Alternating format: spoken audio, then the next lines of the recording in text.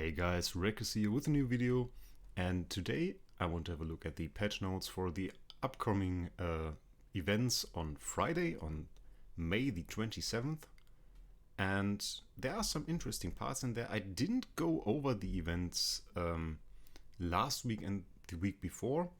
This had the reason that those patch notes had a very bad quality. There were obvious mistakes in there, and in my opinion, it is better to have no idea which events are coming up than have a wrong idea and get wrong expectations.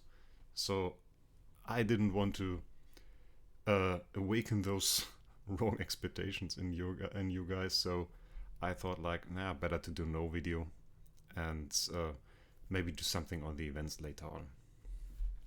So this week is different. I looked over it, couldn't find any obvious mistakes, anything that I would say is so unusual that it's likely wrong. So let's go over this. Some nice things inside here, some good stuff, and some nice events as well. It's Imp's Adventure and Campaign event week. So Imp's Adventure again here with the campaign event resource included. Some people said last time they did this that the drops from the regular campaign were a bit lower than they were used to, but this was of course compensated by the resources here, and in the end all those guys had more campaign resources than they usually had, so that's quite nice. The loot is standard for Imp's Adventure, nothing too special there. 5-star faction chest, of course, always nice. Get some more copies, maybe summon an A-tier FQV or like in SFX.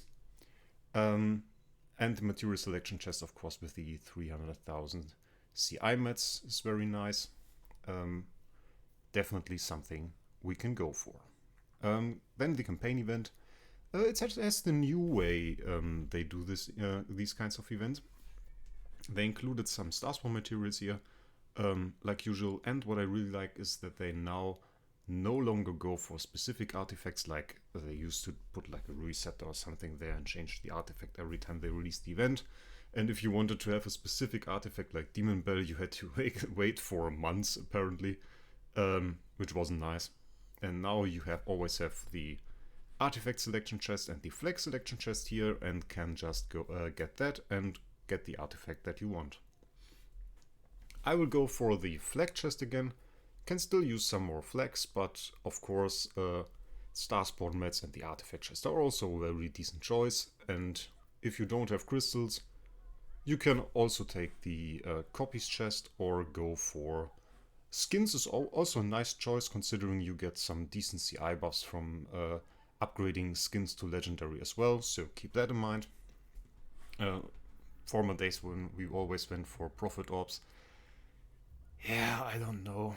I really don't think profit ops are that great of a choice. Still, the only real reason you would go for profit ops now is if you wait for like Freya and her profit op event and try to get the copies that way. I would value the skin chest here higher than 5 profit ops. So that being said, Shelter again.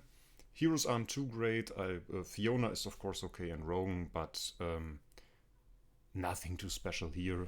You still should do it, of course, to get the 5 dice each here for the Imp's Adventure event. But other than that, yeah, not really anything special. Still didn't change the way they put the light dark in heroes in there.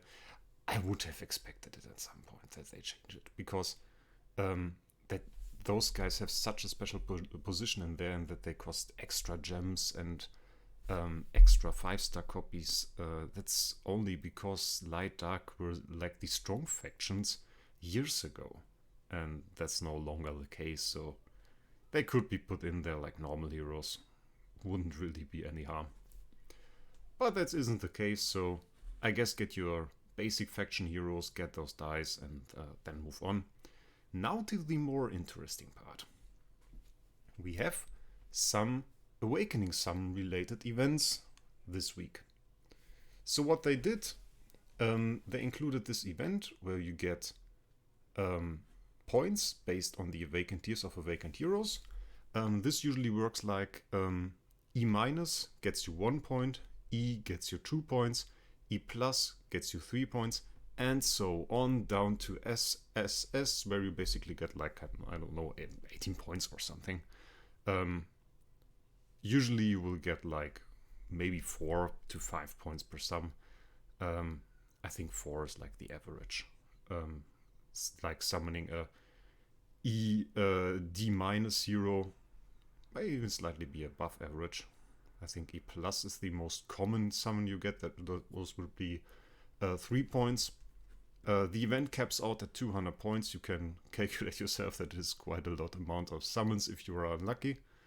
If you're lucky, however, you get some very nice rewards, and basically if you want to do some awakening summons anyway, this might be a good week.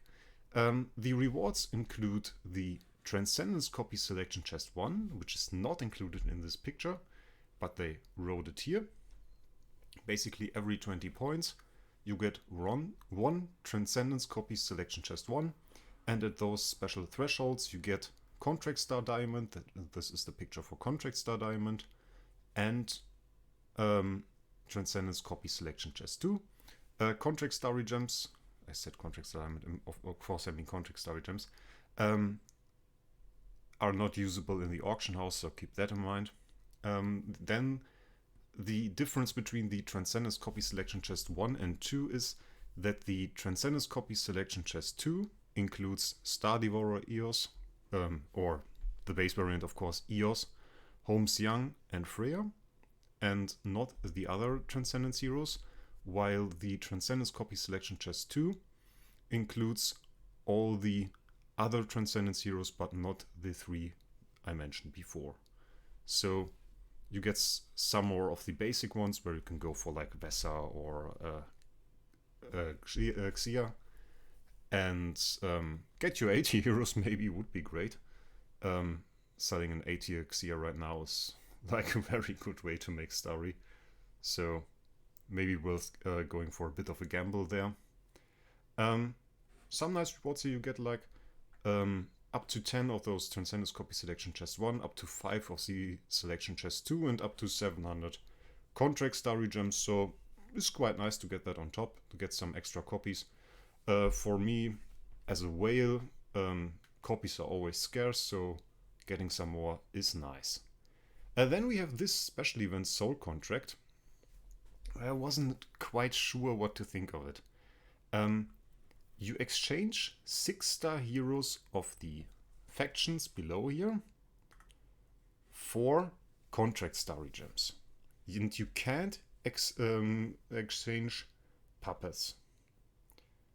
So, yeah, I mean, yeah, if you need food, this might be bad. Then again, you don't really get the chance to get Starry Gems or Contract Starry Gems that often for spending regular resources of the game. So in my opinion, and that's the conclusion I made, Contract Starry Gems are not available regularly in the game, while 6-star heroes are. So I think it is worth to exchange those. I will definitely do it. Then again, I have way too much food. So consider your situation. If you think you want to do some more awakening sums, you can definitely go for that. Won't do you any harm. They didn't write if this is limited, if there is a limit on those exchanges. Would be kind of insane if there wasn't. Would be quite cool.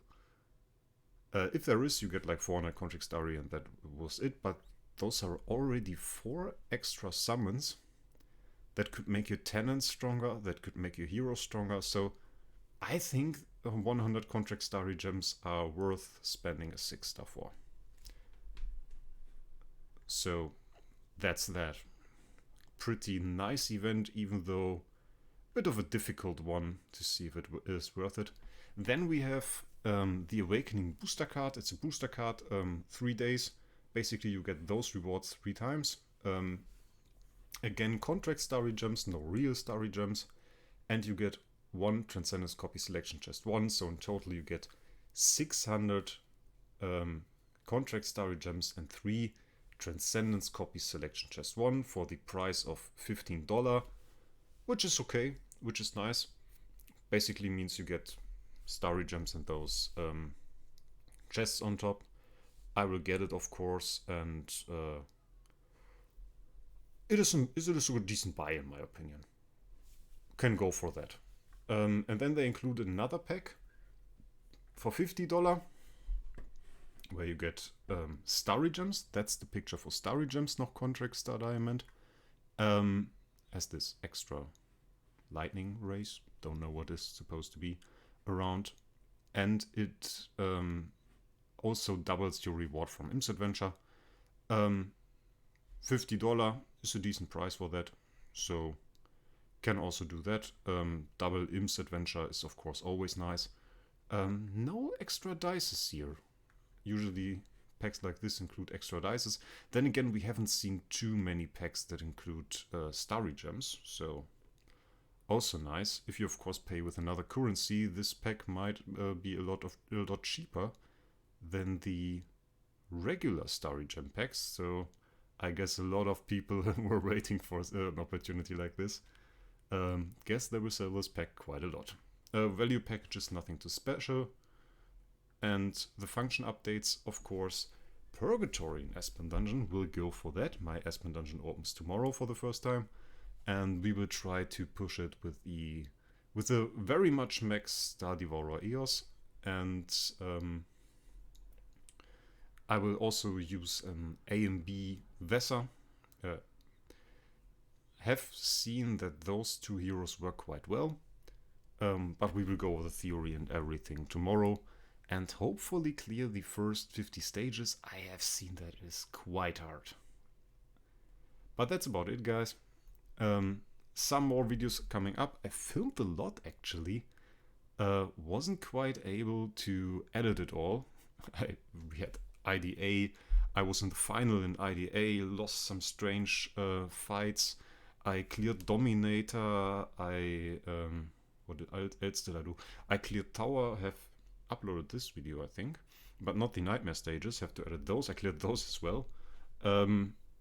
Quite a lot of things I did that are still waiting to be made into videos. But until then, guys, I wish you a lot of fun with the new events, and we'll see us in the next one.